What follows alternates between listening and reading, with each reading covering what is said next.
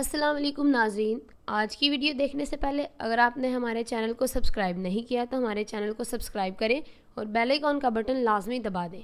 نئی شادی ہو تو خاوند کا اکثر اپنے دفتر میں بھی دل نہیں لگتا اور وہ چاہتا ہے کہ کسی طرح اڑ کر اپنی دلہن کے پاس پہنچ جائے، اور جب شوہر کو اپنے کام کے سلسلے میں واپس بیرون ملک جا کر پردیسی ہونا پڑ جائے تو پھر تو کیا ہی قیامت ہوتی ہوگی۔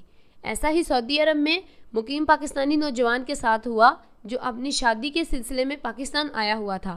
شادی کی رونقیں اور اپنی حسین ازدواجی زندگی کی شروعات کرتے ہی اس کی چھٹیاں ختم ہو گئیں اور وہ پسمردہ دل اور بوجھل قدموں سے ایئرپورٹ کی جانب روانہ ہو گیا اور جہاز میں سوار تو ہو گیا، لیکن اسے لگا جیسے اس کی زندگی میں پردیس کی سختی اور ویرانی اور اپنی نئی نویلی دلہن سے دوری اندھیرا بھر دے گی۔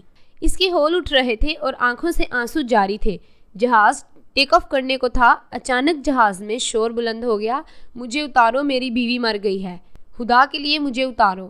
شور کرنے والا مسافر یہی نوجوان ہی تھا۔